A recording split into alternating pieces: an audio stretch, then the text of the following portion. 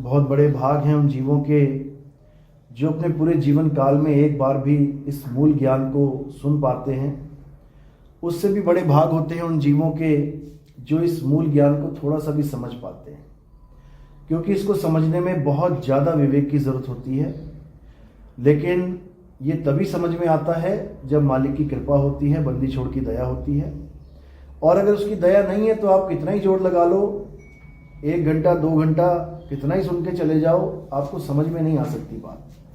समझ में उसी के आएगी जिस पर परमात्मा ने मोहर लगा रखी है। तो आज उसी सच्चे नाम की महिमा गाएंगे, उसी सतनाम की महिमा गाएंगे जिसके लिए बड़े बड़े संत इस दुनिया में आते हैं, हमें चेताते हैं, हमें समझाते हैं। लेकिन हम नादान जीव उनकी बात को समझ नहीं पाते और वही पुराने रीति रिवाजों में, पुराने ज्ञान में, उसी में उलझे पुलझे रह जाते हैं।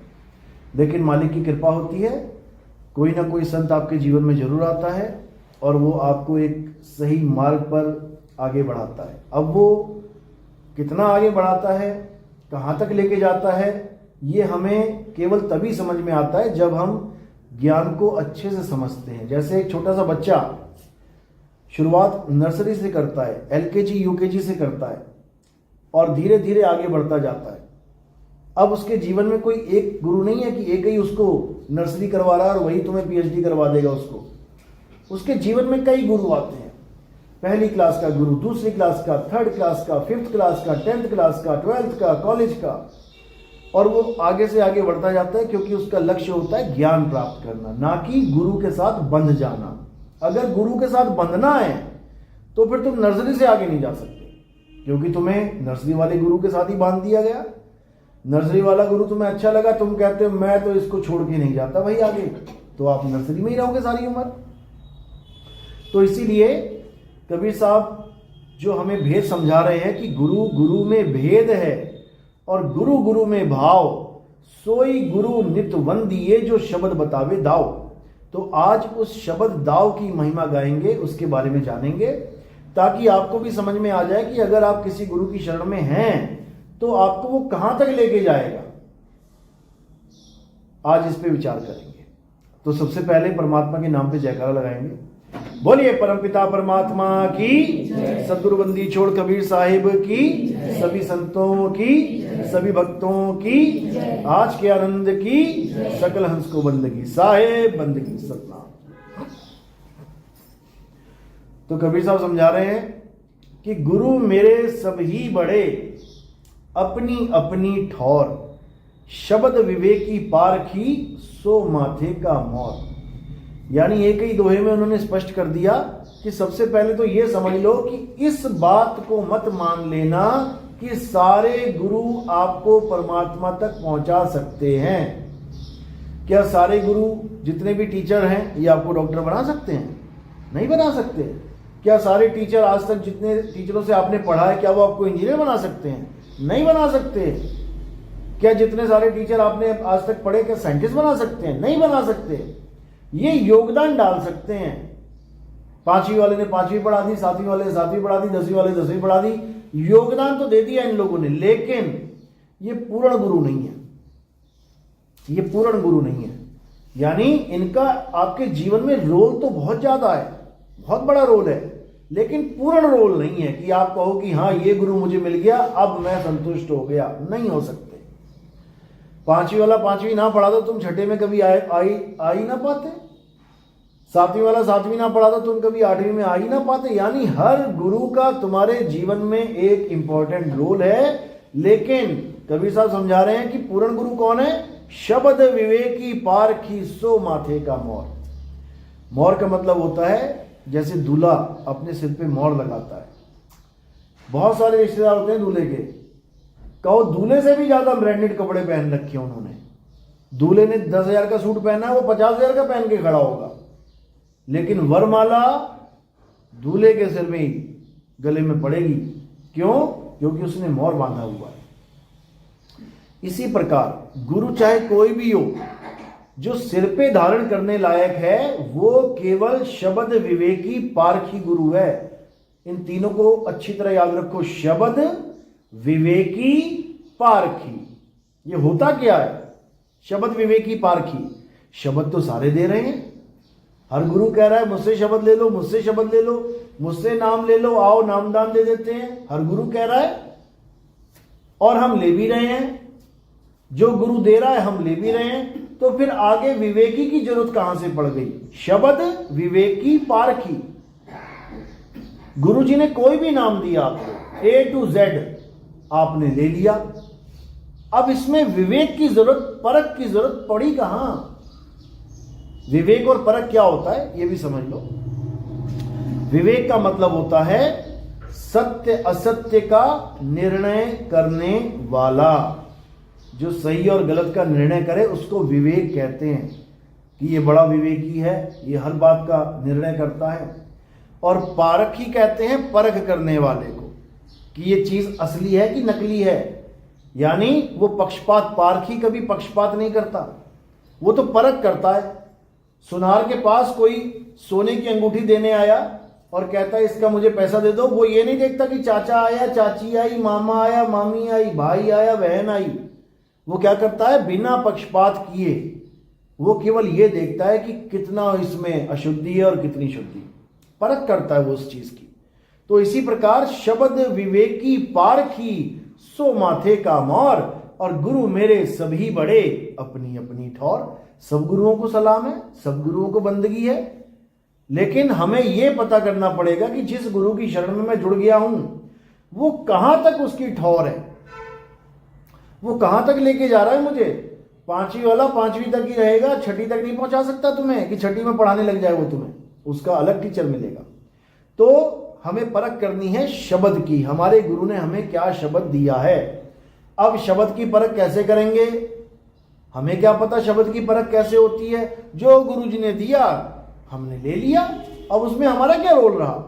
हम तो जपने के लिए बैठे। गुरु जी आप राम कहोगे राम जपेंगे, आप श्याम कहोगे श्याम जपेंगे, आप ज्योत निरंजन ओंकार कहोगे ज्योत निरंजन ओंकार जपेंगे, आप कुछ भी कहोगे वो जपेंगे। राधा स्वामी वाले राधा स्वामी दे देंगे, तुम राधा स्वामी जपोगे, उसमें तुम कुछ कर ही नहीं सकते, तुम्हारा रोल ही नहीं है। तो शब्द विवेक की पारखी क्या चीज है इसको समझो।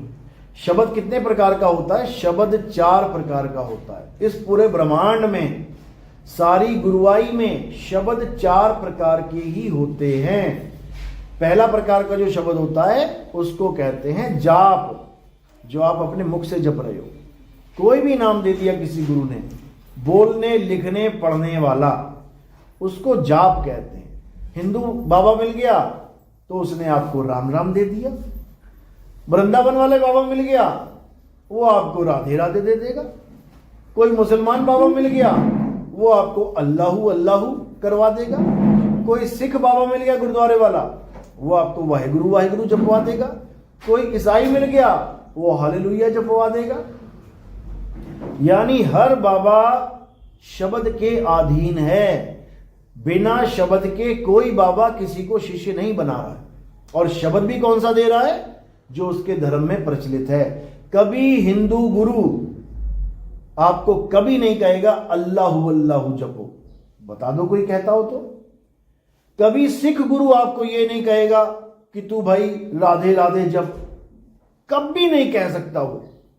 क्यों? क्योंकि वो सब अपने अपने धर्म के बंधन में हैं। वो सब अपने अपने धर्म के चलाए हुए नामों को आगे बढ़ा रहे हैं, वो किसी और को नहीं जपवाते। लेकिन दे सब जाप ही रहे हैं, राम राम, अल्लाह अल्लाह, वाहिगुरु वाहिगुरु। इसमें समानता क्या है और इसमें भिन्नता क्या है? भिन्नता ये है कि ये सारे नाम अलग अलग दिखाई देते हैं। राम, अल्लाह, वाहिगुरु, गॉड, ये तो हो गई भिन्नता। अब समानता क्या है? समानता ये है कि ये सारे नाम अक्षरों से बने हुए हैं, ये सारे अल्फाबेट से बने हुए हैं। जो हमारी भाषा में 52 अक्षर आते हैं, आ आ ई ई उ ऊ का खा गा, ये सारे आप काउंट करोगे तो 52 हो जाएंगे। इन्हीं 52 अक्षरों से सारे दुनिया के नाम बनाए गए हैं। ये समानता है। जैसे एक मैदे से आप मटरी बना लो, मट्ठी बना लो, आप कुछ और आइटम बना लो, मैदे की तमाम चीजें बन जाती हैं अलग अलग डिजाइन की। अब आप कह रहे हो मैं ये नहीं खाऊंगा, मैं ये खाऊंगा, मुझे डॉक्टर ने मना किया ये खाने से। अरे वो भी उसी से बनी है। मटरी खाने से मना किया डॉक्टर ने, मट्ठी खा रहा है, बनी तो उसी से है, नुकसान उतना ही करेगी।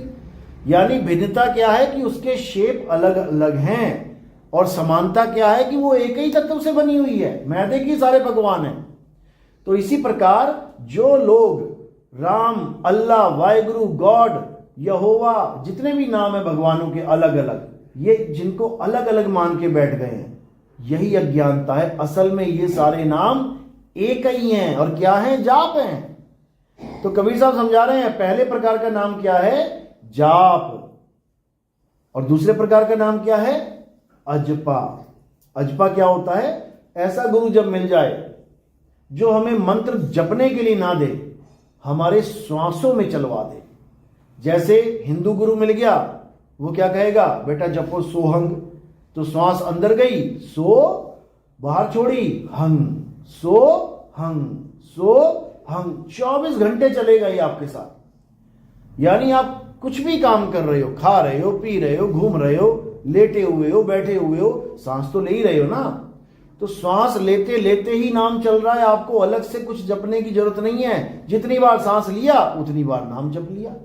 इसी को दोहे में, इसी को वाणियों में यूज किया जाता है। श्वासा की माला पे सिमरू में तेरा नाम। यानी श्वासों की ना माला पे सिमरूंगी मैं, मुंह से नहीं बोलूंगी कुछ भी। मुंह से राम राम अल्लाह अल्लाह ना बोलती मैं, श्वासों में बोलूंगी। हिंदू गुरु मिल गया, सोहंग दे दिया। मुसलमान मिल गया, अल्लाहू, श्वास ली तो अल्लाह, छोड़ी तो हु, अल्लाहू अल्लाह, वो श्वासों में अल्लाहू अल्लाहू कर रहे हैं। सिख गुरु मिल गया तो श्वासों में वाहेगुरु वाहेगुरु, जैसी सांस ली वाहे, छोड़ा गुरु, वाहे गुरु, वाहे गुरु। यानी दे सब मंत्र ही रहे हैं, श्वासों पे चलने वाला, लेकिन दे अलग अलग रहे हैं। इसलिए लग रहा है तेरे गुरु ने कुछ और दिया है, मेरे गुरु ने कुछ और दिया है। तेरे गुरु ने मटरी दी है, मेरे गुरु ने मट्ठी दी है। अरे दोनों ने एक ही दे दिया, मैदा ही दे दिया। अब ये हो गए दो प्रकार के नाम, जाप, अजपा। अब तीसरा है अनहद। वो कैसे? वो कानों में उंगलियां डाल के हमारी काया के अंदर 5 तत्वों की 5 धुनों को सुनाने का ज्ञान है। ये ज्ञान ज्यादातर उन आश्रमों में चल रहा है जो लोग अनहद नाद को परमात्मा समझते हैं, जो शब्द धुन को परमात्मा मानते हैं, लेकिन वो एक की जगह 5 में फंस गए, 5 शब्दों में अटक गए। अब ये 5 शब्द कहां से आ गए? ये 5 धुनें है किसकी? ये 5 धुनें हमारे 5 तत्वों के शरीर की है। आकाश, वायु, अग्नि, धरती और जल, इन्हीं 5 तत्वों से ये हमारी काया बनी है। और हर तत्व का अपना अलग स्वरूप है, उसकी अपनी अलग आवाज है। बाहर बारिश हो रही है तो आप कभी नहीं कहोगे कि बाहर चट्टान टूट के गिर रही है, उसकी आवाज अलग है। जब चट्टान गिरेगी तो उसकी आवाज अलग है, बारिश की आवाज अलग है। हवा चलेगी तो तुम कभी नहीं कहोगे कि आग की आवाज आ रही है, आग की आवाज अलग है। जंगल में आग लगती है, देखो आग की कैसी आवाज आती है।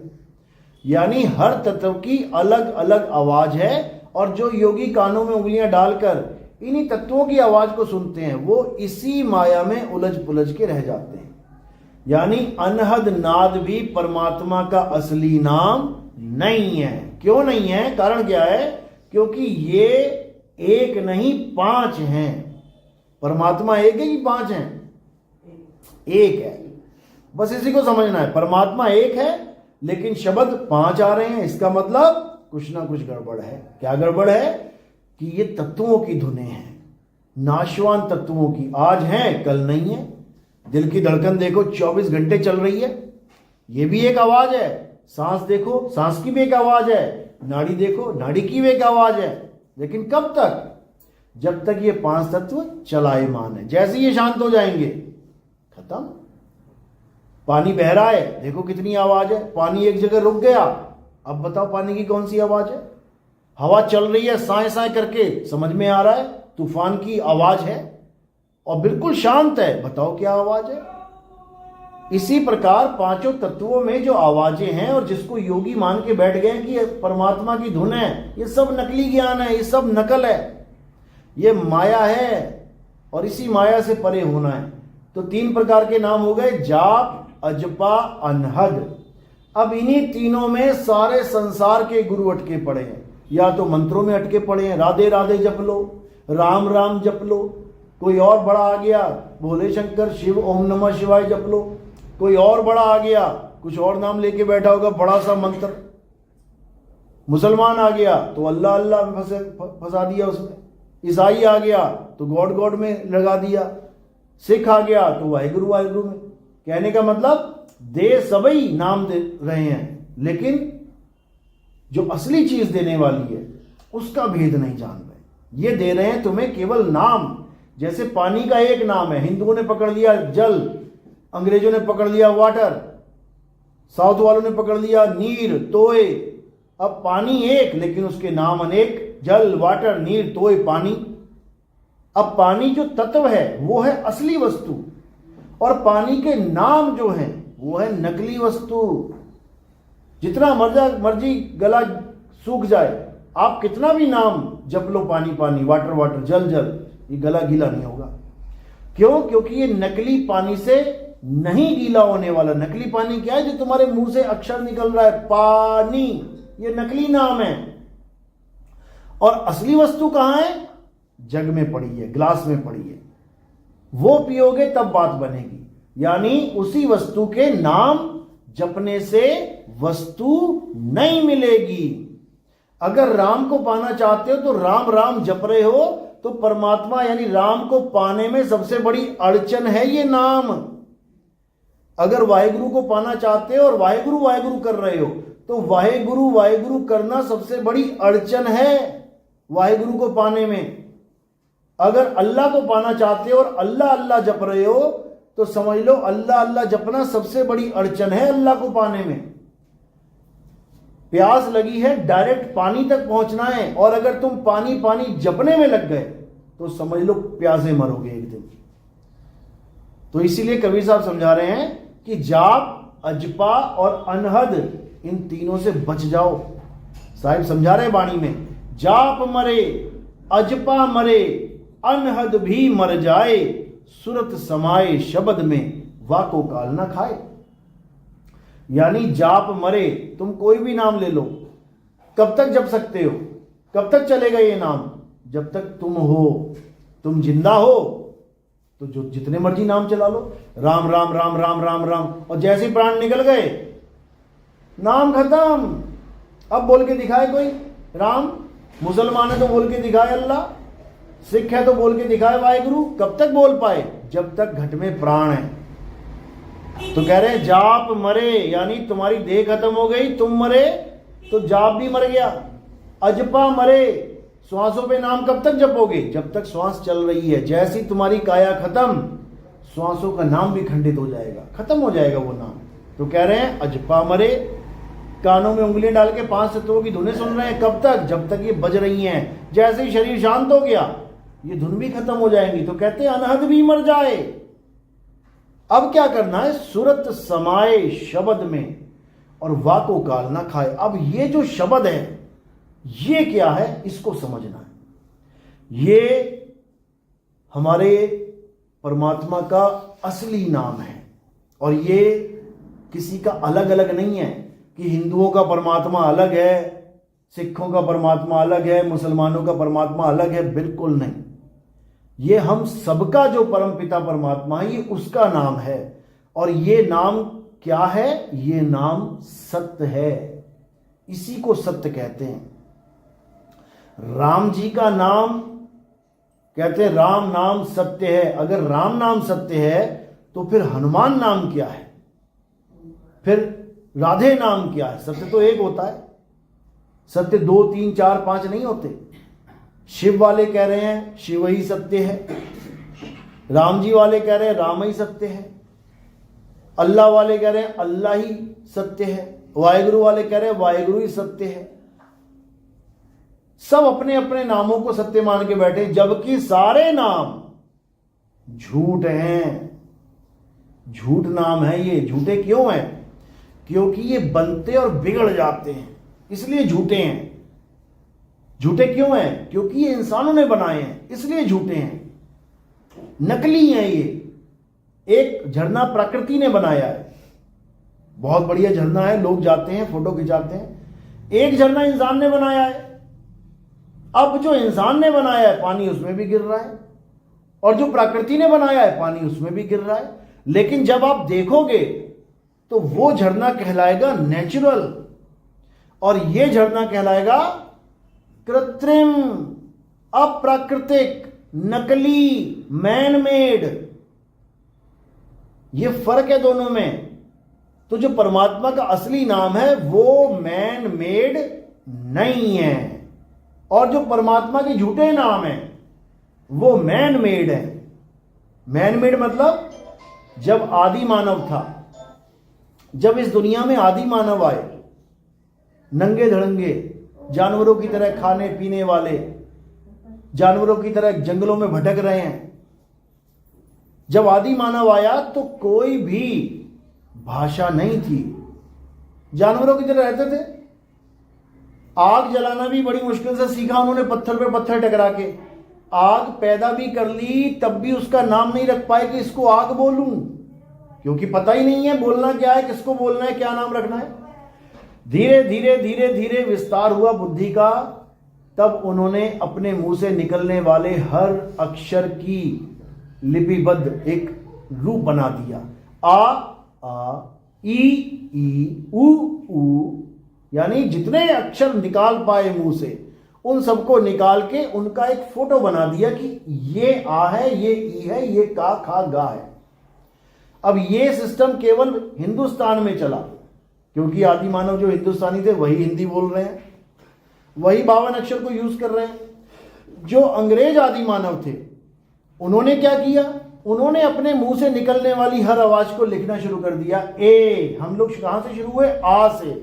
वहां वो कहां से शुरू हुए? ए से। ए, बी, सी, डी। हमने कितने अक्षर बनाए? 52 अक्षर। उन्होंने कितने अक्षर बनाए हैं? 26। यानी हमारे आदि मानव की बुद्धि 52 बार चल गई अक्षर बनाने में, और उनकी बुद्धि कितनी चली? मात्र 26 बार। आज तक 27वां अक्षर नहीं बना पाए वो। यानी हम उनसे डबल दिमाग वाले हैं। हमारे आदि मानव 52 अक्षर बना के ये सारी दुनिया में जो दिख रहा है सबके नाम धर लिए उन्होंने भी धर लिए। हमने रखा पानी का नाम जल, उन्होंने रख दिया वाटर। हमने रखा धरती, उन्होंने रख दिया अर्थ। हमने रखा पेड़, उन्होंने रख दिया ट्री। हमने रखा हवा, उन्होंने रख दिया एयर। हमने रखा आसमान, उन्होंने रख दिया स्काई। हमने रखा चंद्रमा, उसने रख दिया मून। हमने रखा सूर्य, उन्होंने रख दिया सन। यानी काम उन्होंने भी वही किया जो हमने किया, लेकिन अक्षरों का फर्क था। हमारे अक्षर कुछ और थे, उनके अक्षर कुछ और थे, लेकिन दोनों ही मैन मेड थे। मैन मेड है ये नाम। अब दुनिया के नाम रख लिए, अच्छी बात है, क्योंकि कुछ ना कुछ तो बोलना ही पड़ेगा। किसी को कोई सामान लाना हो, काली मिर्च ले आना। अब काली मिर्च तो मैं ना बोलूं तो तुम वहां पागल हो जाओगे, समझा समझा के। तुम्हें चाहिए क्या? 5000 तरह के मसाले पड़े हैं, और तुम कहो वो काला वो दाना होता है छोटा सा, वो दाना ही पागल हो जाएगा बंदा ढूंढ ढूंढ के। लेकिन तुमने एक नाम रख दिया उसका, काली मिर्च, इलायची, लौंग। कितना आसान हो गया जीवन। लौंग बोलोगे, सीधे लौंग की वहां जाएगा और लौंग उठा के लेके आएगा। यानी इन 52 अक्षरों के द्वारा हमारा जीवन बहुत आसान हो गया। अभी देखो, सड़क पे जाओ चलते चलते, जो जो चीज तुम्हें दिख रही है एकदम तुम्हारे माइंड में उसके नाम आएंगे। कार आ रही है, बस, ट्रक, पत्थर, रोड, कंकड़, पानी, गाय, कुत्ता, बिल, जो तुम देखते जा रहे हो अपने आप दिमाग में सारे नाम आ रहे हैं। और अगर ऐसी कोई चीज आ गई जिसका तुम्हें नाम नहीं पता, तुम हैरान हो जाओगे, ये क्या है? जिसका नाम हमें नहीं पता, अब क्या बोलते हैं? अरे ये क्या है? यानी अब इसका नाम रखो। इसीलिए हमारे घर में बच्चा पैदा होता है, सबसे पहले क्या भगदड़ मच जाती है? नाम रखो, नाम रखो, नाम रखो। कहेंगे क्या इसे हम? तो ये जो नाम रखने वाला प्रोसेस है, ये किसका है? गाय ने ना रखा कभी अपने बच्चे का नाम। 20-20 बच्चे पैदा करते सुअर ने, एक भी नाम ना रखा सुअर ने अपने बच्चों का।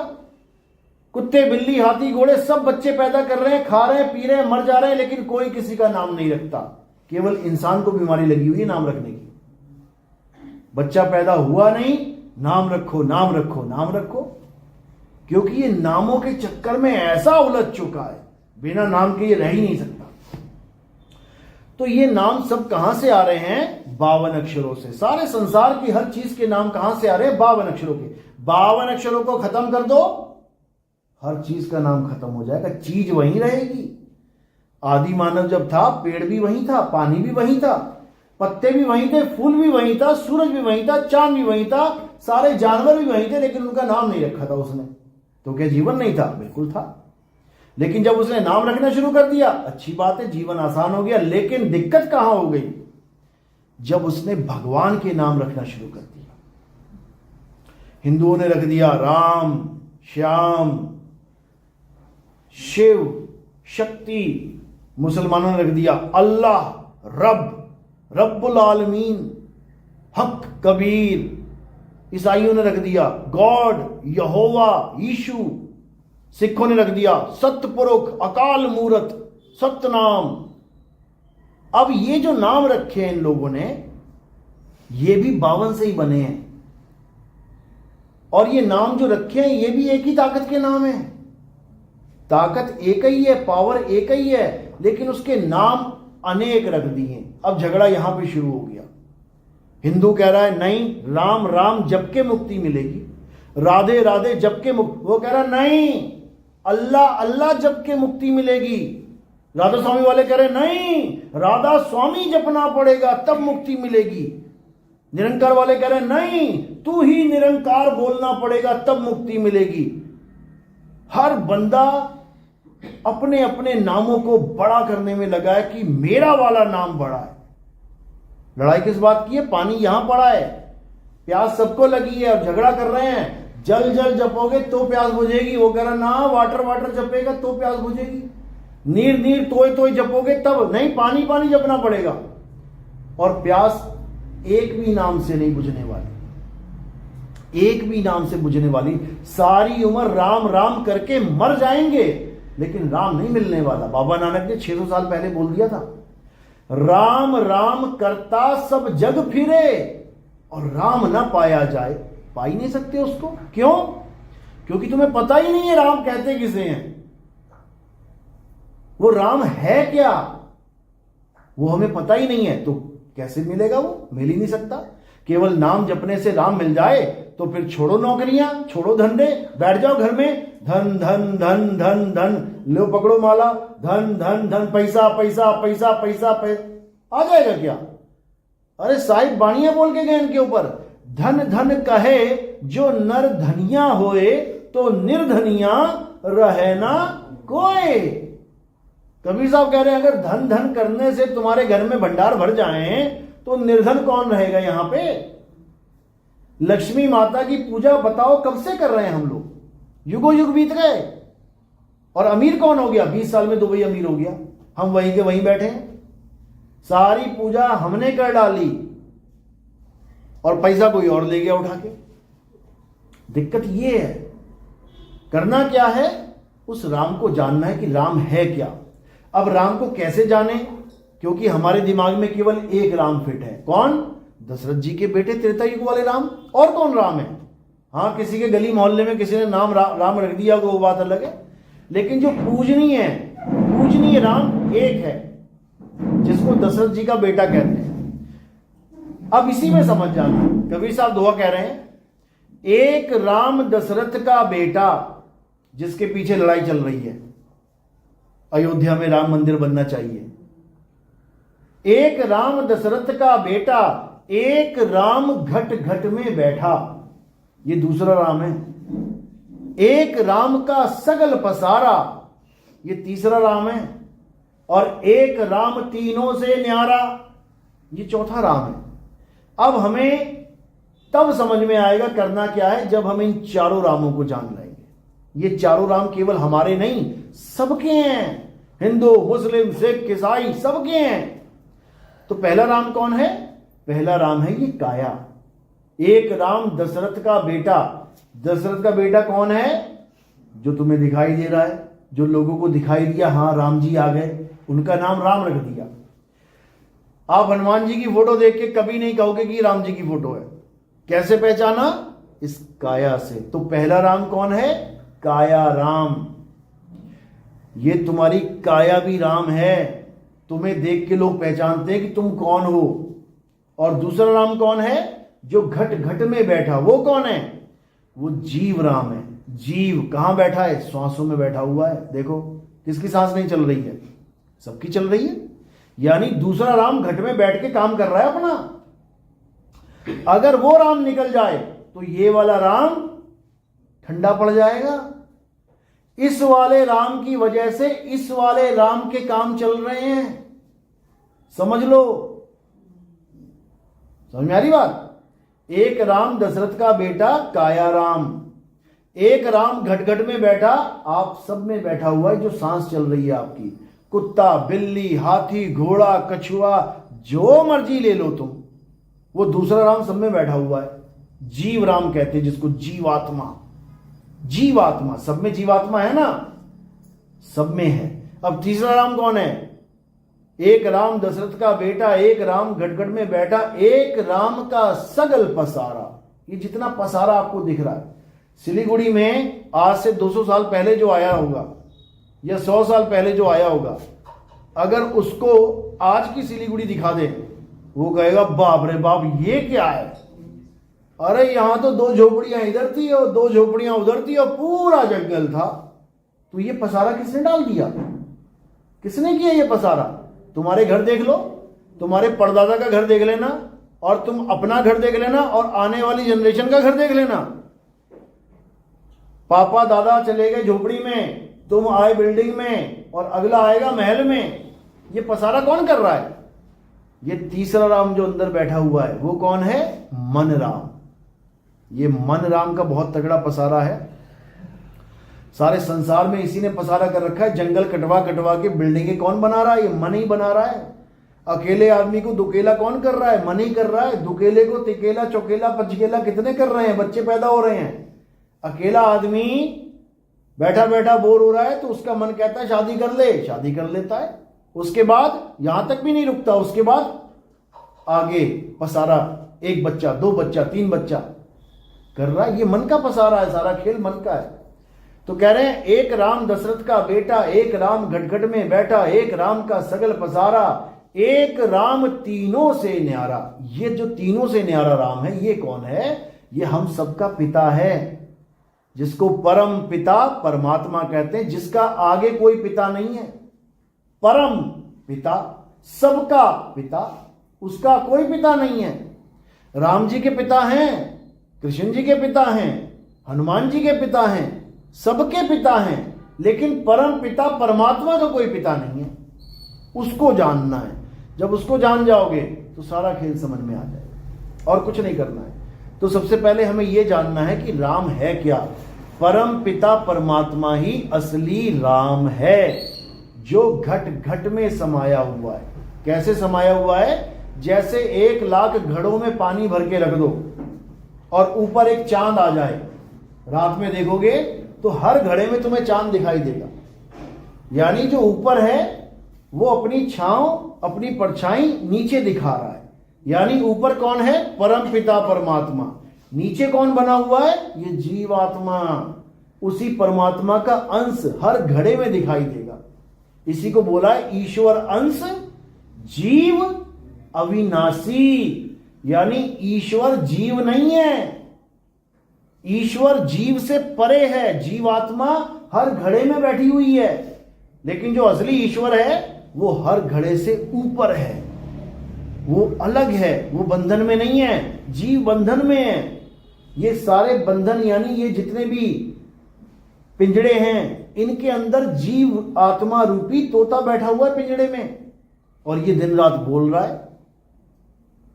आपका तोता आपके पिंजड़े में बोल रहा है, हमारा तोता हमारे पिंजड़े में बोल रहा है।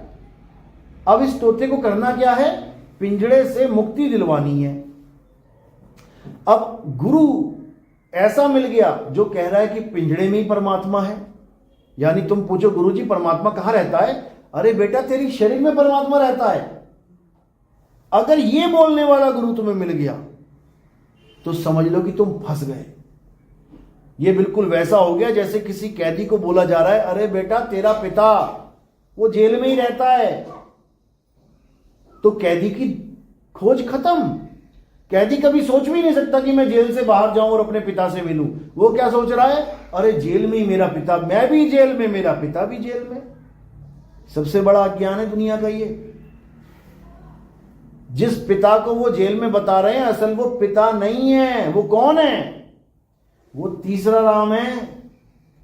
तीसरा राम यानी दूसरे राम से, यानी तुमसे तीसरे राम की पूजा करवाई जा रही है, मन की पूजा करवाई जा रही है।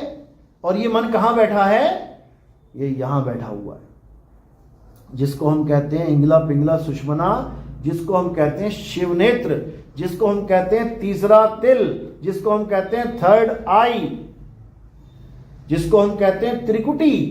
यहां पर वो मन बैठा हुआ है। और उसका स्वरूप क्या है, बाबा नानक समझा रहे हैं, मन तू ज्योत स्वरूप है, अपना मूल पहचान। यानी यहां पर जो ज्योत जल रही है, आप देखोगे हिंदू धर्म में टीका लगाया जाता है। टीका क्यों लगाया जाता है, बिंदी क्यों लगाते हैं, लेडीज बिंदी लगाती हैं और जेंट्स टीका लगाते हैं। क्यों लगाते हैं, कारण क्या है, यही कारण है ताकि तुम्हारा ध्यान हमेशा यहां लगा रहे। जब तुम बिंदी लगा लेते हो तब क्या होता है, ना चाहते हुए तुम्हारा ध्यान एकाग्र रहता है यहां पर। और जब हम टीका लगा लेते हैं तो ना चाहते हुए भी हमारा ध्यान वहीं रहता है। क्यों, क्योंकि ठंडक मिलती रहती है। टीके में कपूर होता है, चंदन होता है, लगा लिया। अब यहां जहां पर ठंड लग रही है बढ़िया, वहीं पे ध्यान एकाग्र हो रहा है। तो किसकी साधना कर रहे हैं हम, उसी तीसरे राम की, जो मन है, मन स्वरूपी राम। और उसी मन की पूजा ब्रह्मा विष्णु महेश जी, गौरी गणेश जी और जितने देवी देवता ये सब उसी की पूजा करते हैं। उस मन का नाम क्या है असली, उसका नाम है अलख निरंजन। नाम सुना होगा, अलख निरंजन। कौन है ये, कभी फोटो देखी इसकी, कभी इसके बारे में सुना है कि कोई स्टोरी, जैसे राम जी, कृष्ण जी, हनुमान जी की स्टोरीज हैं, हमें काफी स्टोरीज आती हैं। हाँ बोलते थे, लेकिन है कौन। अब मैं बोलूं मोदी तो समझ में आता है आप लोग को कि किसकी बात चल रही है। अब साउथ अफ्रीका वाले हबशियों को क्या पता जंगल में जो बैठे हैं किसका नाम है ये, वो तो केवल सुन रहे हैं कि मोदी बोला, लेकिन वो जानते नहीं है कि मोदी है कौन। इसी प्रकार जो जान रहे हैं उन्होंने कहा अलग निरंजन, और जो नहीं जान रहे वो केवल नाम सुन रहे हैं। तो जो केवल नाम सुन रहे हैं उनको कभी समझ में आ ही नहीं सकता कि वो है क्या। अलख निरंजन कौन है, तुम्हारा मन ही अलख निरंजन है। अलख यानी जिसको कोई लख नहीं सकता, जिसको कोई लख नहीं सकता, लेकिन सारी उम्र उसकी गुलामी कर रहे हो तुम, मन की गुलामी कर रहे हो। कैसे कर रहे हो, अब लोग कहेंगे कि भाई हम तो नहीं करते, सुबह से लेके शाम तक करते हो। मम्मी ने उठाया, उठ जा बेटा उठ जा, कब उठोगे, मम्मी बोले और बेटा उठ जाए, फिर इससे बढ़िया क्या चीज है। लेकिन बेटा नहीं उठेगा, क्यों, कब उठेगा, जब उसका मन कहेगा। अगर तुम्हारा मन नहीं है उठने को तो मां 10 बार बोल के चली जाएगी। तुम मां की गुलामी नहीं कर रहे हो, तुम किसकी गुलामी कर रहे हो, अपने मन की। मन कह रहा है अरे सो जा भाई, कोई बात नहीं, बोलते रहते हैं जाने दे इसको, तो तुम सो जाओगे। और जब मन कहेगा अरे उठ भाई टाइम हो गया, एकदम उठ जाओगे। किसकी गुलामी करी, मन की। तुम नहाने जा रहे हो, वॉशरूम जा रहे हो, तुम साबुन लगा रहे हो, शैम्पू लगा रहे हो, कौन सा लगा रहे हो, 50 शैम्पू 50 साबुन पड़े थे दुकान में, लेकिन तुमने कौन सा उठाया, जो तुम्हारे मन को भाया, तुम्हारा मन पसंद, जो तुम्हारे मन को अच्छा लगेगा, तुम्हारा हाथ ऑटोमेटिकली वहां जाएगा। और जो तुम्हारे मन को अच्छा नहीं लगता तुम उसको उठा भी नहीं सकते। किसकी गुलामी करी, मन की गुलामी। तुमसे पूछा चाय पीना है कि दूध पीना है, अब क्या बोलोगे, मेरा मन कर रहा है चाय पी लेंगे। भाई ये मन कौन है, यानी हर काम तुम मन के कहे पे चल रहे हो। कपड़े भी कौन से पहन रहे हो, अलमारी खोली 50 तरह के कपड़े पड़े हुए हैं, कौन से पहने, जो तुम्हारा मन कर रहा है। यानी हर काम हम अपने मन के अनुसार कर रहे हैं, इस मन की ही गुलामी कर रहे हैं। ये मन ही अलख निरंजन है और इसने सबको उलझा रखा है, सबको, किसी को नहीं छोड़ा इसने। यहां तक कि ब्रह्मा विष्णु महेश भी इसकी साधना करते हैं और ये सबके अंदर बैठा हुआ है। यही सबको श्राप और यही सबको वरदान देता है, ये मन ही देता है। कोई लड़का आया तुम्हारे पास, बच्चा आया, खूब टांगे दबाई, तुम्हारे मन को बड़ा अच्छा लगा, तो तुमने क्या कहा, बेटा जुग जुग जियो, आशीर्वाद है। अब कोई आया और तुम्हारे पत्थर मार के चला गया, अब तुम्हारे मन को बड़ा क्रोध आ गया, अब तुमने क्या किया, उसको श्राप दे दिया। तो किसने दिया, आशीर्वाद भी किसने दिया और श्राप भी किसने दिया, मन ने। ये मन इतना शातिर है कि आम आदमी को छोड़ो, बड़े बड़े भक्तों से भगवान को श्राप दिलवा देता है।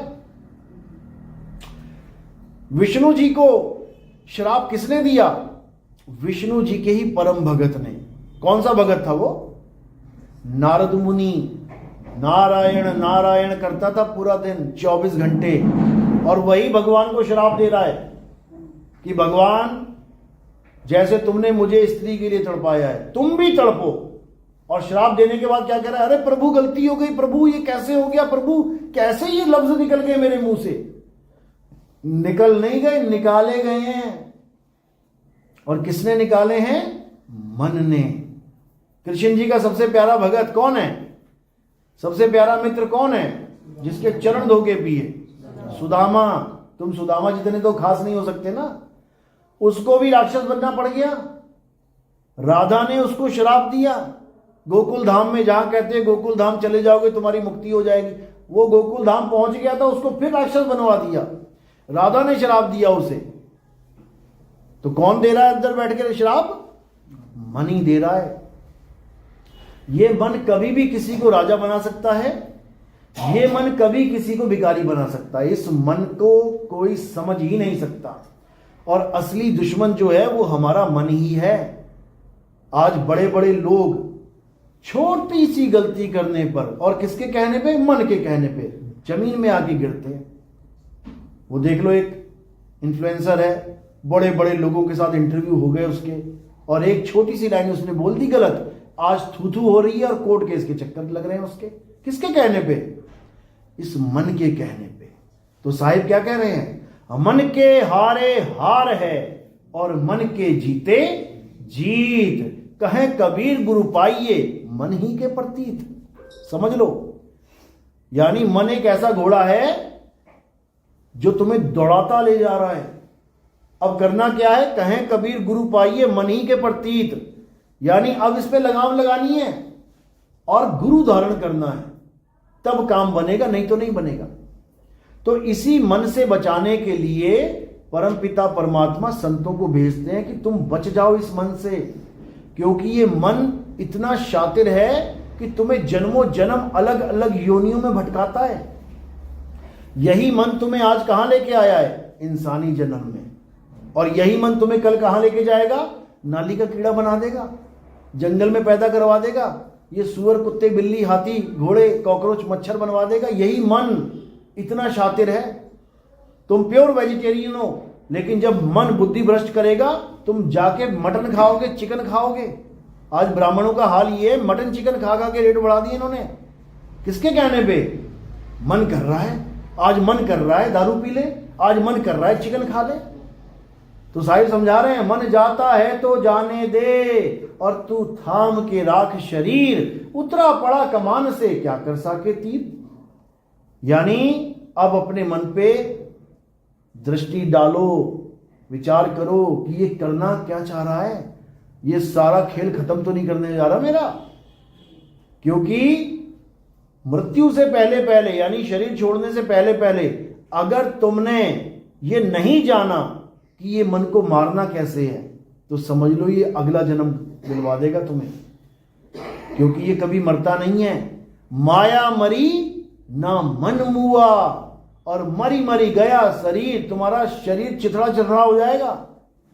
ट्रक आया तुम्हारे ऊपर से चढ़ के चला गया, चिथड़े चिथड़े हो गए तुम्हारे, लेकिन मन नहीं मरेगा। याद रखना, मन मर ही नहीं सकता। इसको मारने का एक तरीका है, वो तरीका ही बताने आते हैं गुरु लोग कि कैसे मारना है इसको, क्योंकि जब तक इसको नहीं मारा तब तक ये तुम्हें जन्म मरण के चक्कर में डाले रखेगा। तो इसी को समझा रहे हैं कि कैसे मारना है। मन को मार गगन चढ़ जाई और मान सरोवर बैठ नहाई। यानी जब भेदी गुरु मिलेगा तुम्हें, तब वो तुम्हें समझाएगा कि मन को मारा कैसे जाता है। अगर तुमने मन को मार दिया तो समझ लो कि तुम्हारा जन्म मरण का खेल खत्म हो गया। अब तुम्हें किसी भी मां के गर्भ में आने की जरूरत नहीं है। आज तुम इंसान बन के बैठे हो, क्यों? क्योंकि तुम्हारी मां भी एक इंसान है, उसके 2 हाथ 2 पैर सिर हैं, तुम्हारे भी 2 हाथ 2 पैर सिर हैं, पीठ कंधा। अगर तुम्हें ऐसी मां मिल जाती जिसके 4 पैर 1 पूंछ 2 सींग होते, गाय हो गई, भैंस हो गई, बकरी हो गई, तो तुम्हारे भी 4 पैर 1 पूंछ 2 सींग होते और होंगे आगे जाके। जैसी तुम्हें मां मिलेगी वैसा ही बच्चा गर्भ से निकलेगा। तो शुक्र मनाओ कि अभी हम इंसान हैं और हम ये समझ सकते हैं कि इस जन्म मरण के रोग को खत्म कैसे किया जाए। ये मत सोचना कि तुम्हें जानवर नहीं बनना पड़ेगा। अरे विष्णु जी को बनना पड़ गया। पहला अवतार क्या लिया था? मछली अवतार। तो मछली इंसान थोड़ी नहीं, जानवर ही है। दूसरा अवतार कौन सा लिया? कछुए का अवतार। अरे जानवर ही तो है। तीसरा अवतार वराह अवतार, जंगली सुअर का। अरे जानवर ही तो है।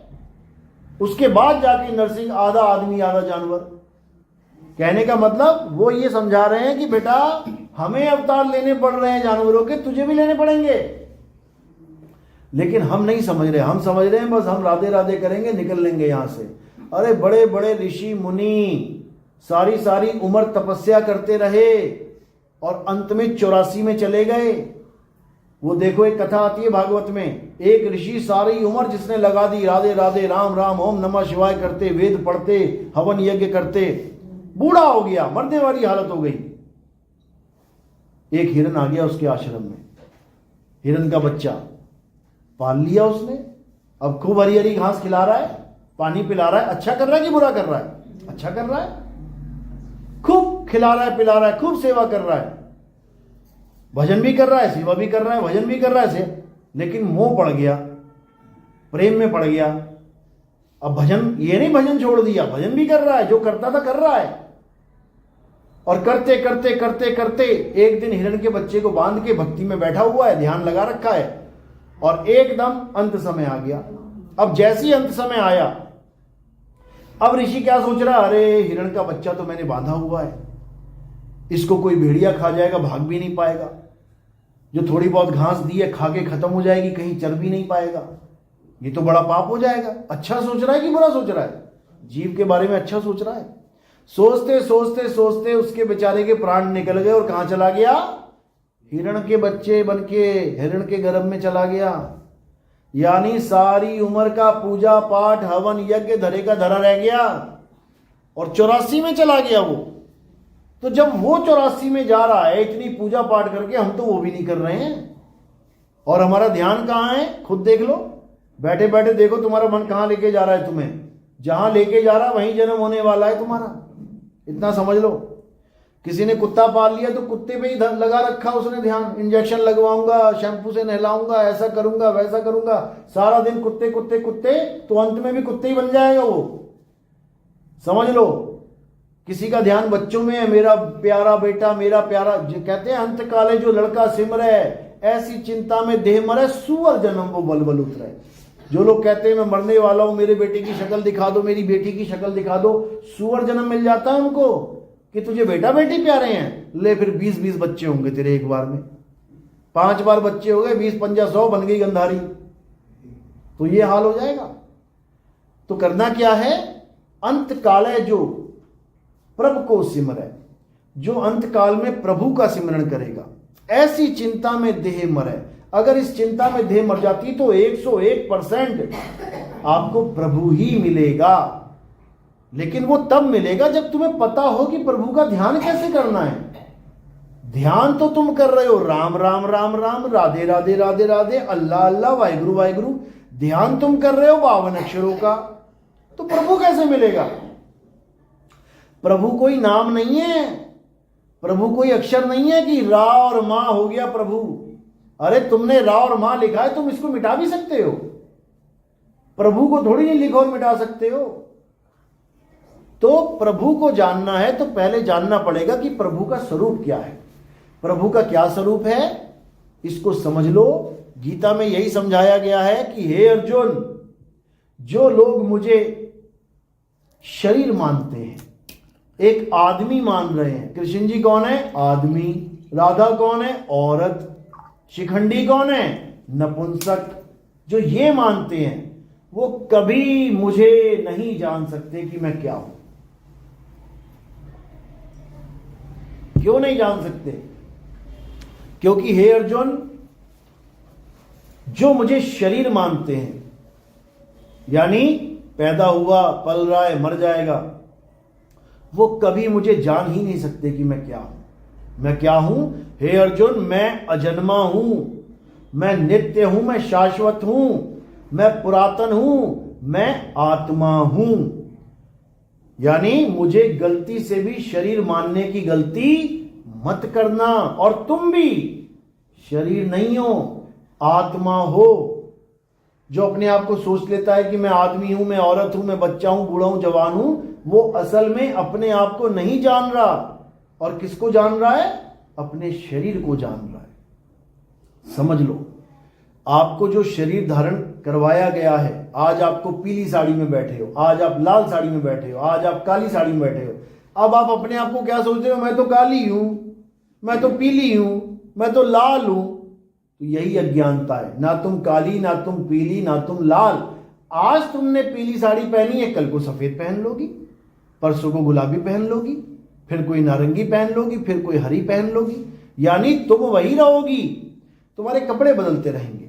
इसी प्रकार हम वही रहेंगे जो हम हैं। कौन है हम? आत्मा। और हमारे कपड़े बदलते रहेंगे। आज आदमी, कल औरत, परसों कुत्ता, बिल्ली, हाथी, घोड़ा, सुअर, मछली, मक्खी, मच्छर, खटमल, कीड़े मकोड़े। शरीर बदलते रहेंगे, लेकिन तुम नहीं बदल सकते। तुम वही हो जो तुम हो। बस तुम्हें वो जानना है कि मैं हूं क्या। तो अध्याय 2 जरूर पढ़ो। गीता का अध्याय 2 अगर आपने पढ़ लिया, बाकी गीता नहीं भी पढ़ोगे चलेगा, बिल्कुल चलेगा। क्योंकि बाकी गीता का ज्ञान जो है वो सार से हटके है। अध्याय 2 सार ज्ञान है, गीता का सार है। और उस सार ज्ञान में क्या समझाया गया है कि तुम अपनी आत्मा को जान लो कि तुम एक आत्मा हो। तुम्हारा ना तो कभी जन्म होता है, ना ही कभी मृत्यु होती है। समझ लो, आज तुम इस दुनिया में आए हो जिस मां के गर्भ में, इसका मतलब ये नहीं कि आज तुम्हारा पहला जन्म है। तुम पिछली मां के गर्भ से निकल के कर्म करके मर के फिर अगली मां के गर्भ में आए हो। तभी तो तुम्हें सुख और दुख भुगताए जा रहे हैं। छोटा सा बच्चा पैदा हुआ, किडनी फेलियर हो गया। छोटा सा बच्चा पैदा हुआ, दिल में छेद हो गया। अब उसने ऐसा कौन सा कर्म किया भाई कि उसका दिल में छेद हो गया, किडनी फेल हो गई, फेफड़े गल रहे हैं? क्यों? उसने ऐसा कौन सा कर्म किया? कर्म का भुगतान कैसे मिल रहा है उसको? पिछले जन्मों का। तो इसी प्रकार पिछले जन्मों के सारे कर्म करते करते आज हम इस संसार में आए हैं और सारे कर्मों के भार हमारे सिर के ऊपर ही हैं। कुछ नहीं पता कब किसको चलते चलते लकवा मार जाए, कब किसका एक्सीडेंट हो जाए, पैर कट जाए, कब किसकी दोनों आंखें चली जाएं, कब किसका शरीर जल जाए, गल जाए। कुछ नहीं पता इस संसार में। ये संसार इतना खतरनाक है जितना तुम सोच भी नहीं सकते। तुम्हारी सोच से परे खतरनाक ये संसार है। ये सोचो, अभी युद्ध हो जाए ना, अभी एक बम गिर जाए तो चिथड़े ही चिथड़े दिखेंगे तुम्हें चारों तरफ। तुम कहोगे बाप रे बाप, कहां आ गया मैं। अभी सब कुछ शांत है तो लग रहा है बस यही है, एक मकान बनाए दूसरा भी बना लूं, तीसरा भी बना लूं, राजपाट कर लूं, राजा बन जाऊं यहां का। और जब यहां मिसाइलें गिरने लग जाएंगी ना तो सिर छुपाने के लिए भागोगे, कहां फंस गया, हे भगवान ले चलो मुझे यहां से। समझ लो, ये इतना खतरनाक जंगल है जिस जंगल में हम आ चुके हैं। बस हमने क्या कर दिया है, जंगल को शहर बना दिया है। आदि मानव जब आए थे जंगल में आए थे, एक झोपड़ी तक नहीं थी, लेकिन आज देखो बिल्डिंगें बनी हुई है, कोई छोड़ने को तैयार ही नहीं है। सब कह रहे हैं यही रहेंगे, यही है असली घर, यही है अपना धाम। लेकिन ये अपना घर नहीं है, कुछ समय के लिए मिला है। तुम 100 मंजिलें भी बना लोगे ना, तब भी छोड़ के जाना पड़ेगा तुम्हें। और ये मत सोचो कि तुम नहीं जाओगे, तुम भी जाओगे। रोज देख रहे हो कोई ना कोई निकल रहा है, अटैक आ रहा है, मर रहा है, वीडियो देख रहे हैं, नासी नासी लड़की गिर गई। हम भी गिर जाएंगे एक दिन। अब कोई कहे कि हाँ सबने गिरना है, अरे गिरना सबने है, लेकिन तुम करने क्या आए हो इस दुनिया में वो तो जान लो।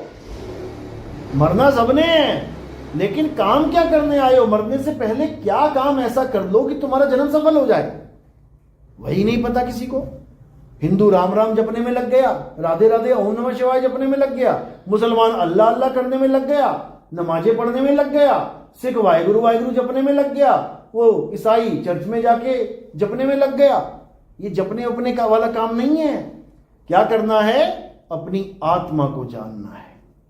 जैसे ही आपने अपनी आत्मा को जान लिया तो आपको क्या होगा? आपको ये बोध हो जाएगा कि मैं शरीर नहीं आत्मा हूं। और जैसे ही ये बोध हो गया तुम्हें कि मैं शरीर नहीं मैं आत्मा हूं, उसके बाद तुम्हारे जीवन से मौत नाम का शब्द खत्म हो जाएगा। उसके बाद तुम कभी मरोगे ही नहीं। कबीर साहब समझा रहे हैं वाणी में, हम ना मरिब मरिब संसारा, हमको मिला जियावन हारा। कबीर साहब कह रहे हैं अब मेरी मौत नहीं हो सकती, मैं मर ही नहीं सकता कभी। क्यों? क्योंकि मेरे गुरु ने मुझे आत्मा का ज्ञान दे दिया। मैं समझ गया कि मैं आत्मा हूं। जब तक मैं नहीं समझा था कि मैं आत्मा हूं, मैं अपने आप को आदमी, अपने आप को औरत, अपने आप को बच्चा बूढ़ा जवान मान रहा था। मेरे दिमाग में ये फीड कर दिया गया कि बेटा ये तेरी डेट ऑफ बर्थ है और एक दिन तू मर जाएगा। यही सबसे बड़ा झूठ है इस संसार का। लोग कहते हैं सबसे बड़ा सच क्या है? मौत सबसे बड़ा सच है। मौत सबसे बड़ा झूठ है इस संसार का।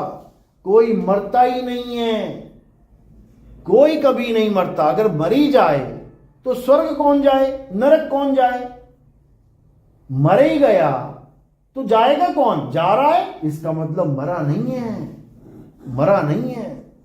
एक धोखा है आंखों का कि देखो मर गया, मरा नहीं है। उसको तो यमदूत ले जा रहे हैं मार मार के। मर ही गया होता तो यमदूत मार किसको रहे हैं? यही समझना है। कोई नहीं मरता। मरने का मतलब क्या है? सोया मोया एक बराबर। जैसे आप सोते हो, जब आप सोते हो तो क्या होता है? आप आराम से चादर तान के सो गए।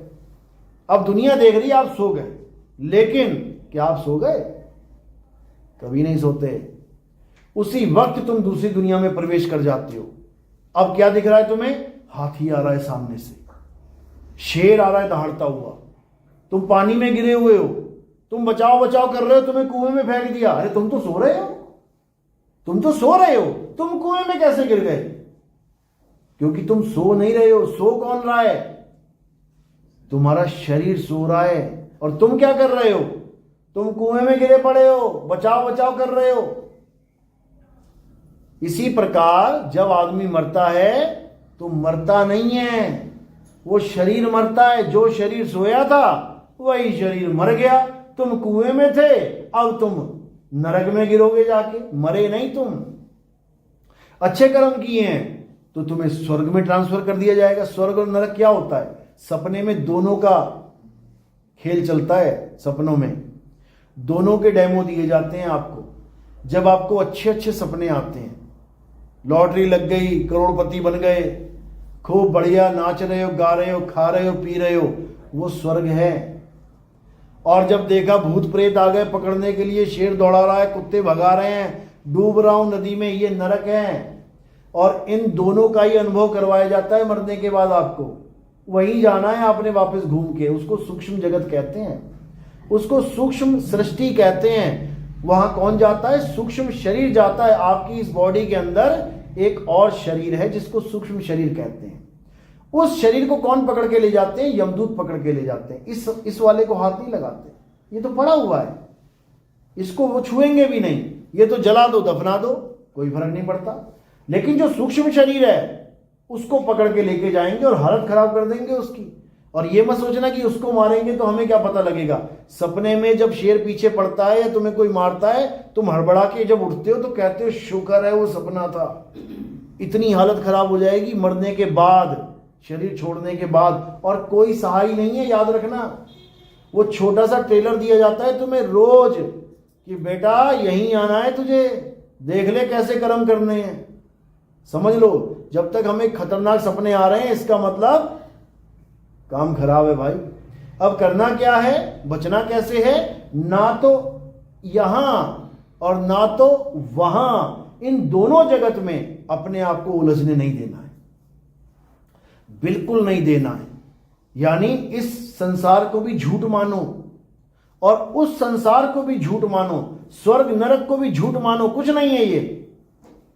कबीर साहब वाणी में समझा रहे हैं, अज्ञानी को स्वर्ग नरक है हरि जाने को नाही, और जिस भव से सब लोग डरत हैं सो भय हमरे नाही। यानी जो आत्मज्ञानी होगा वो ना तो कभी स्वर्ग जाएगा, ना कभी नरक जाएगा, ना कभी गोलोक जाएगा, ना कभी शिवलोक जाएगा, ना कभी ब्रह्मलोक जाएगा। वो किसी लोक में नहीं जाएगा, ना वो सतलोक में जाएगा, ना वो अलख लोक, अगम लोक, अनामी लोक, वो किसी भी लोक में नहीं जाएगा। क्यों? ये सारे लोक बनाए गए हैं और जो चीज बनती है वो एक दिन बिगड़ जाती है। तो वो कहां जाएगा? वो अपनी आत्मा में समाएगा। वो ना इस शरीर में रहेगा, ना वो सूक्ष्म शरीर में रहेगा। वो दोनों को खत्म करके अपने आत्म स्वरूप में रहेगा, क्योंकि वो दोनों जगत इसी मन के बनाए हुए हैं। याद रखो, मन तुम्हें इस काया में भी भरमाता है, मन तुम्हें उस काया में भी भरमाता है। अब तुमने क्या कर दिया? मन को ही मार दिया। जब मन को मार दिया तो दोनों में से एक भी काया नहीं बचेगी, क्योंकि बनाने वाला ही खत्म हो गया। इसीलिए साहिब ने कहा, मन को मार गगन चढ़ जाई। गगन चढ़ जाई का मतलब क्या है? मुसलमानों को पूछो खुदा कहां रहता है, क्या बोलेंगे? कहेंगे 7वें आसमान पे रहता है, गगन में ही है वो। लेकिन गलती से वो इसको आसमान समझ रहे हैं कि पहला आसमान है, फिर दूसरा आसमान है, तीसरा आसमान है, 7वें आसमान पे खुदा बैठा है। अरे भाई, एक आसमान तो तुमने रॉकेट से क्लियर कर ही लिया ना, तो ऐसा रॉकेट बना दो कि 7वें आसमान पे चला जाए, मिलाओ अपने खुदा से। क्यों नहीं मिलाते? क्योंकि वहां वो खुदा है ही नहीं। 7वां आसमान क्या है? जब हम गुरु धारण करते हैं, वो हमें 7वें आसमान का भेद बताता है कि कैसे आसमान पे जाना है, क्योंकि आसमान पर जाकर ही हमारा जन्म और मरण खत्म होगा। आसमान से पार चले जाना है, क्योंकि सबसे पहले क्या बना इस संसार में? आसमान ही बना है। उसके बाद ये ग्रह, तारे, सूर्य मंडल, ये मंडल, वो मंडल। तो शुरुआत कहां से है? आसमान से। उसी के ऊपर जाके बैठना है, वहीं खुदा मिलेगा। तो ये सब भेद की बातें हैं, जब गुरु धारण करते हैं तब हमें समझ में आती है। तो गुरु का रोल क्या होता है आपके जीवन में? गुरु का रोल होता है कि अगर आप हिंदू हैं और राम राम जप रहे हैं, श्याम श्याम जप रहे हैं, वाहे कुछ भी कर रहे हैं, उसको छुड़वा दे, छोड़ इसको। गुरु का रोल क्या है? अगर कोई मुसलमान आ रहा है और कह रहा है मैं नमाजें पढ़ रहा हूं, मैं अल्लाह अल्लाह जप रहा हूं, तो गुरु छुड़वा देगा, छोड़ दे इसको। अगर कोई सिख आता है, कहता है मैं वाहिगुरु वाहिगुरु जप रहा हूं, तो अगर सच्चा गुरु होगा वो कहेगा छोड़ दे इसको। अगर कोई ईसाई आता है, कहता है मैं हालेलुया जप रहा हूं, मैं प्रेयर कर रहा हूं, वो क्या कहेगा? छोड़ दे इसको। यानी हिंदू से राम छुड़वा देगा, मुसलमान से अल्लाह, सिख से वाहिगुरु छुड़वा देगा, ईसाई से उसका जीसस, गॉड छुड़वा देगा बिल्कुल। और करवाएगा क्या? जिसको तुम अल्लाह कह रहे हो, जिसको तुम राम कह रहे हो, जिसको तुम वाहिगुरु कह रहे हो, जिसको तुम गॉड कह रहे हो, उस तत्व का ज्ञान करवाएगा। तत्व का ज्ञान करवाएगा, वो कभी नाम का ज्ञान नहीं देगा तुम्हें। तुम्हारे जीवन में नाम देने वाले गुरु आ रहे हैं, इसीलिए दिक्कत है। जिस दिन तत्व का ज्ञान देने वाला गुरु आ जाएगा, सारी प्रॉब्लम खत्म हो जाएगी। अध्याय 4 34वां श्लोक यही समझाया कृष्ण जी ने। हे अर्जुन, जो ज्ञान मैं तुम्हें दे रहा हूं, ये ज्ञान जो तुम्हें मैं दे रहा हूं, इसको प्रैक्टिकल में लाने के लिए, यानी इसको अनुभव में लाने के लिए क्या करना है?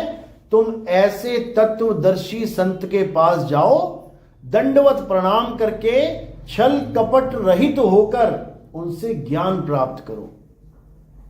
स्वयं भगवान सामने खड़े हैं, अर्जुन को ज्ञान दे रहे हैं, तो तत्वदर्शी के पास जाने की क्या जरूरत है? लेकिन उन्होंने आदेश दिया कि जो मैं ज्ञान दे रहा हूं तुम्हें, वो तुम्हें तत्वदर्शी लखाएगा। मैं तुम्हें समझा रहा हूं आत्मा आत्मा, लेकिन मेरे कहने पर भी तुम समझ नहीं सकते। जैसे मैं तुम्हें कहूं करंट करंट करंट, मेरे कहने पर सुनने पर भी आप समझ नहीं सकते करंट कैसा होता है, जब तक उस करंट में आपकी उंगली ना लग जाए। तो जैसे ही उंगली लगेगी आपको एकदम अनुभव हो जाएगा कि करंट क्या चीज होती है। इसी प्रकार गीता का ज्ञान अर्जुन को थ्योरी पार्ट में समझाया गया आत्मा के बारे में, लेकिन जब प्रैक्टिकल की बात आई तो क्या बोल दिया कि तुम ऐसे तत्वदर्शी संत के पास जाओ जिसने उस परम तत्व का यानी आत्मा का अनुभव किया है। वो तुम्हें बताएगा कि आत्मा क्या होती है, और एक बार आत्मा का अनुभव होने पर तुम कभी अज्ञान को प्राप्त नहीं करोगे। उसके बाद तुम्हारे लिए राम, अल्लाह, वाहिगुरु, गॉड ये सब एक ही हो जाएंगे। यानी जिसने पानी पी लिया वो कभी पानी के नाम पे झगड़ा नहीं करेगा। उसके लिए जल, वाटर, नीर, तोय, पानी सब यही है जो उसने पी लिया है। तो इसी को समझना है और कुछ नहीं करना है। तो क्या करना है? सोई गुरु पूरा कहावे, जो दो अक्षर का भेद बतावे। कौन से दो अक्षर?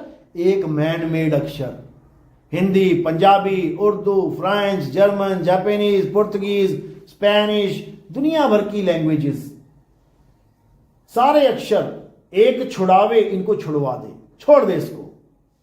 अब क्या करे? एक लखावे, यानी जिसके ये नाम हैं, जिस तत्व के ये नाम रखे गए हैं, राम, अल्लाह, वाहिगुरु, गॉड, खुदा, उस तत्व का लखाव करा दे। तब प्राणी निज घर को जावे, तब जाकर ये प्राणी, ये जीवात्मा अपने निज धाम पहुंचेगी, अपने असली घर पहुंचेगी, इस माया की नगरी से पार पहुंचेगी। तो कह रहे हैं सोई गुरु पूरा कहावे, दो अक्षर का भेद बतावे, एक छुड़ावे, जो इंसानों ने नाम बनाए हैं ये सब छुड़वा देवे, एक लखावे यानी तुम्हें तुम्हारी आत्मा का ज्ञान करा देवे। तब प्राणी निज घर को जावे, तब जाके ये प्राणी की मुक्ति होगी। इसके अलावा और कोई रास्ता नहीं है। चाहे गीता पढ़ लो, चाहे कुरान पढ़ लो, चाहे बाइबल पढ़ लो, चाहे ग्रंथ कोई भी पढ़ लो, यही इसी का जिक्र मिलेगा तुम्हें। गुरु ग्रंथ साहब में बोला है आत्म देव पूजिए गुरु के सहज सुभाए, यानी अगर पूजा करनी है तो आत्म देव की पूजा करो। बाइबल में बोला है कि परमात्मा कौन है? The Holi spirit. अब होली स्पिरिट क्या है? होली स्पिरिट का मतलब है पवित्र आत्मा। तो भैया हमारे पास भी तो है आत्मा, कि हमें ईसाई बनने की जरूरत है? कृष्ण जी आत्मा आत्मा आत्मा करके चले गए, नहीं समझ में आया हिंदुओं को। अब जीसस होली स्पिरिट कह रहा है तो समझ में आ रहा है। हिंदू से ईसाई बनते चले जा रहे हैं। अरे वही आत्मा हिंदुओं के पास भी है, वही ईसाइयों के पास भी है, वही मुसलमानों के पास भी है। उसका नाम रूह रख दिया है। रूह अविनाशी, जिसका रूह फना नहीं हो सकती। अब रूह के पीछे पड़ जाओ। कहने का मतलब वो वस्तु एक ही है, सबके पास है, लेकिन तुम्हें उसका एहसास नहीं है, इसलिए दिक्कत है। तो क्या करना है? अब सबको अपनी आत्मा का ज्ञान लेना है। कौन किस धर्म में है, किस मजहब में है, किस पंथ में है, इससे कोई फर्क नहीं पड़ता। हिंदू को मुसलमान, मुसलमान को सिख, सिख को ईसाई होने की जरूरत नहीं है। क्या करना है? जो मेरी आत्मा है मुझे उसका ज्ञान हो जाए, बस। और वो आत्मा कहाँ है? वो किसी मंदिर में नहीं है, वो किसी गुरुद्वारे में नहीं है, वो किसी चर्च में, वो किसी मस्जिद में नहीं है। वो कहाँ है? वो आपके पास है। कबीर साहब समझा रहे हैं, मोको कहाँ ढूंढे रे बंदे, मैं तो तेरे पास में। वो आत्मा बिल्कुल आपके पास है। सबकी आत्मा अपने अपने पास है ना। घर तो नहीं भूला कोई कि घर भूल आया? कोई घर नहीं भूल के आ सकता। अपने साथ लेके आए हो, आप अपने साथ लेके आए हो, तभी ये शरीर यहां तक पहुंचा है। अगर आत्मा रास्ते में शरीर छोड़ देती तो तुम यहां पहुंच ही ना पाते। यानी ये प्रूफ है कि आत्मा तुम्हारे पास है। लेकिन कहां है? है मेरे पास, तभी तो मेरे हाथ पैर चल रहे हैं, लेकिन है कहां? बस इसी का मुझे ज्ञान नहीं है। इसीलिए मेरे पास राम नहीं है, इसीलिए मेरे पास श्याम नहीं है। और जैसे ही मुझे आत्मा का ज्ञान हो गया तो राम, श्याम, हनुमान ये सब भगवान मेरे पास आ जाएंगे, क्योंकि ये शरीर नहीं है, ये आत्मा है। इनको शरीर मत मान लेना कि कृष्ण जी आदमी हैं, वो तो कछुआ भी हैं, वो तो मछली भी हैं, अरे वो तो लड़की भी हैं। भस्मासुर को किसने मारा था? औरत आई थी मारने के लिए। अब तुमको विष्णु जी औरत कैसे बन गए विष्णु जी? वो तो आदमी है। यानी वो आदमी औरत वाला खेल ही नहीं है उनके पास। वो जब चाहे आदमी बन जाएं, जब चाहे औरत बन जाएं। तो उसको क्या कहोगे तुम, आदमी है कि औरत? आदमी वो होता है जो औरत नहीं होता है, औरत वो होती है जो आदमी नहीं होता है। और अगर आदमी औरत दोनों नहीं है उसको नपुंसक कहते हैं। तीन ही कैटेगरी हैं। आदमी वो है जो औरत नहीं है, तो विष्णु जी तो औरत भी बन जाते हैं। अभी जो कुंभ मेला चल रहा है, राक्षसों को जब वो बूंद पिलाने लग गए थे, राहु ने पी ली थी, तो किसने गला काटा था? आदमी ने कि औरत ने? औरत ने। तो तुम कैसे कह रहे हो कि विष्णु जी केवल आदमी है? वो औरत भी है, वो मछली भी है, वो कछुआ भी है, वो वराह भी है, वो सब कुछ है, लेकिन वो कुछ भी नहीं है। वो कुछ भी नहीं है, वो एक आत्मा है। तो जब आपने आत्मा को जान लिया तो समझ लो कि आपने विष्णु जी को जान लिया। आपने आत्मा को जान लिया, समझ लो आपने शिव जी को जान लिया। आपने आत्मा को जान लिया, आपने जीसस को जान लिया। आपने आत्मा को जान लिया, आपने सबको जान लिया। अब कुछ जानने के लिए शेष नहीं है। बस इसी आत्मा का ज्ञान चाहिए। इसी आत्मा का ज्ञान ना होने पर सब झगड़ा कर रहे हैं, सब लड़ रहे हैं, झगड़ रहे हैं, और केवल अक्षरों को पकड़ पकड़ के। सारे अक्षर खत्म कर दो, सारा झगड़ा खत्म हो जाएगा। कोई गॉड नहीं, कोई अल्लाह नहीं, कोई वाहिगुरु नहीं, कोई राम नहीं, कुछ नहीं। अब क्या चलेगा? तत्व ज्ञान। अगर तेरा रब है तो बता रब क्या है। अगर तेरा राम है, बता राम क्या है। अगर तेरा वाहिगुरु है तो बता वाहिगुरु कहते किसे हैं। अब बताओ तत्व ज्ञान। नहीं बता पाएगा। क्यों? क्योंकि नाम में फंसे हुए बचपन से। केवल नामों को भगवान मान के बैठे। जय श्री राम, जय श्री राम। कैसे बोला? आत्मा की वजह से। अल्लाहू अकबर कैसे बोला? आत्मा की वजह से। सत श्री अकाल कैसे बोला? आत्मा की वजह से। हालेलुया कैसे बोला? आत्मा की वजह से। और आत्मा नहीं, अब बोल के दिखा। ना मुंह से राम निकलेगा, ना श्याम निकलेगा, ना हनुमान निकलेगा, ना शंकर निकलेगा, ना माता शेरावाली निकलेगी, ना अल्लाह अल्लाह निकलेगा, ना वाहिगुरु, ना गॉड निकलेगा। यानी सबको निकालने वाला कौन है? आत्मा। तो इसी आत्मा को जानोगे तो सारे नामों से परे हो जाओगे, तत्व ज्ञान में आ जाओगे, और तुम्हारा 100% कल्याण होगा। इसके अलावा सब झूठ है। बात समझ में आ रही मेरी? ऐसा तो नहीं कि कुछ नहीं समझ में आ रहा है, ऊपर से जा रही है सारी बातें। तो जब सत्संग सुनोगे, हमारे सत्संग आते हैं यूट्यूब चैनल पे, कहत कबीर सुनो भाई साधो नितिन दास। कहत कबीर सुनो भाई साधो तो आपको सुना ही है आपने। कहत कबीर सुनो भाई साधो, आगे मेरा नाम है नितिन दास। जब ये लगाओगे तो वहां पे चैनल का नाम आ जाएगा। 2 चैनल आ जाएंगे, एक कहत कबीर सुनो भाई साधो और एक कहत कबीर सुनो भाई साधो नितिन दास, दोनों आ जाएंगे। दोनों में सत्संग डाले हुए मैंने। धीरे धीरे धीरे धीरे, शुरू में नहीं समझ में आएगा, याद रखना शुरू में, क्योंकि ये हायर स्टडीज हैं। समझ लो 12वीं करने के बाद कॉलेज में जाने पर भी कई लोगों को समझ में नहीं आता कि कॉलेज में क्या पढ़ाया जा रहा है, फेल हो जाते हैं वो।